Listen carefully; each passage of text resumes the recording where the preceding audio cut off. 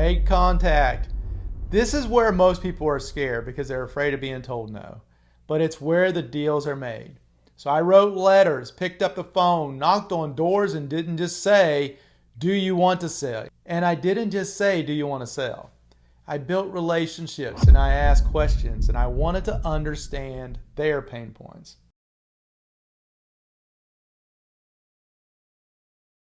Where do you think the best multifamily deals are found? If you said LoopNet or Crexy, I've got some tough news.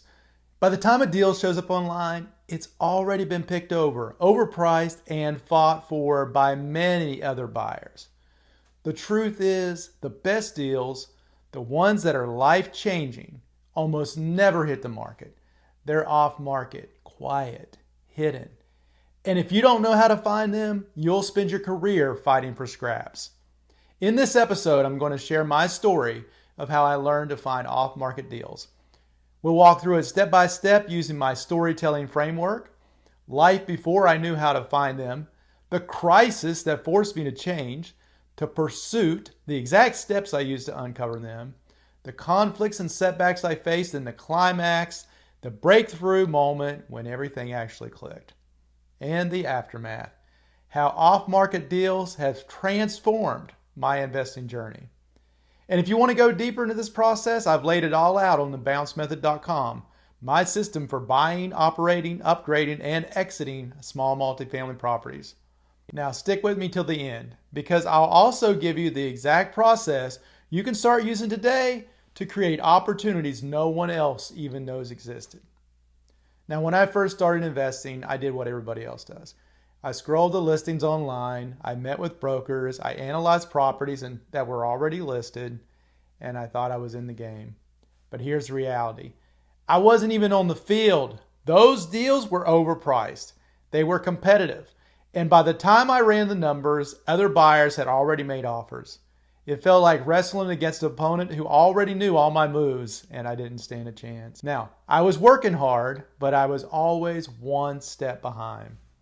And maybe you felt that too. You're putting in the time, you're touring the properties, you're submitting the offers, but every time it's the same story. You're outbid, you're overlooked, and you're priced out.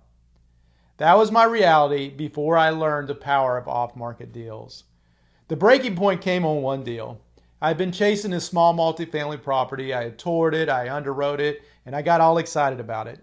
This was going to be the one, so I made an offer. And the broker practically laughed at me. He was telling me there were already multiple offers, up to maybe 10, all over asking. And that was like a gut punch. I realized in that moment, if I kept chasing these deals that everyone else had access to, I was always going to be in last place or always overpaying. And that's the moment I knew I had to change. I couldn't just wait around for a broker to hand me the opportunities.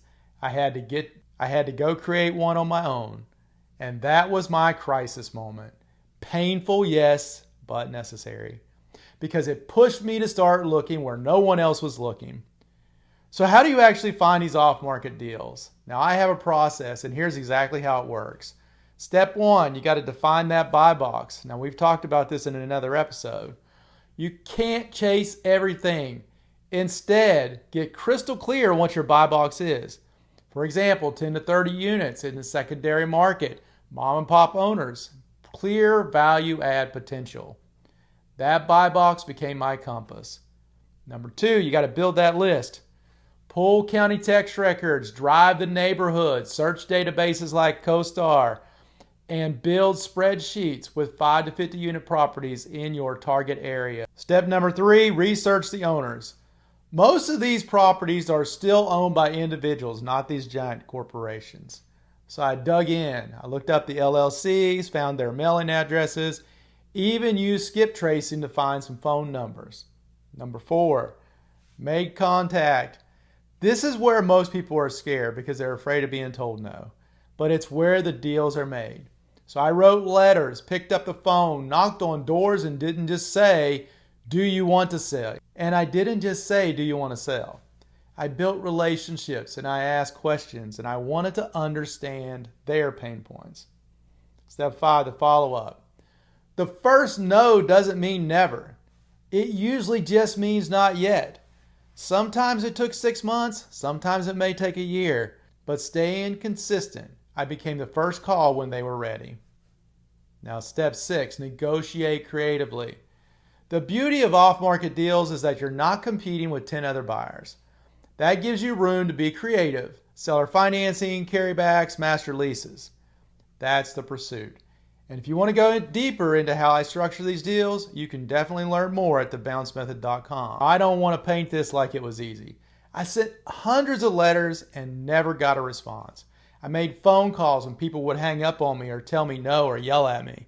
I knocked on doors and was told to go away.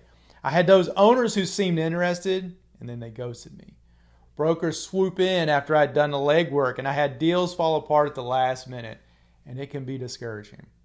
There were nights where I thought maybe this just isn't worth it. Maybe off market is just a pipe dream. But here's what I learned. Finding off market deals is not about luck. It's grit. It's showing up consistently. It's about being willing to hear no 100 times so you can finally hear that yes. And then came the breakthrough moment. A landlord I'd been following up with for months, and he was tired, self-managing, losing tenants. And every time I called, he said he wasn't ready. But I stayed consistent. And then one day my phone rang, and it was him, and he said, "Hey, let's talk." That conversation turned into one of my best deals. No bidding war, no overpriced listings, just me and the seller sitting at a table working out terms that work for both of us. And because it was off market, I got flexible terms, seller financing, low down payment, and better cash flow. Now that deal didn't just make me money. It gave me proof that this system does work. The deal changed everything for me. It gave me more than cash flow and appreciation. It gave me confidence to do this over and over again. It proved I didn't have to wait for opportunities. I could create them. And from then on, I stopped chasing what everyone else was chasing.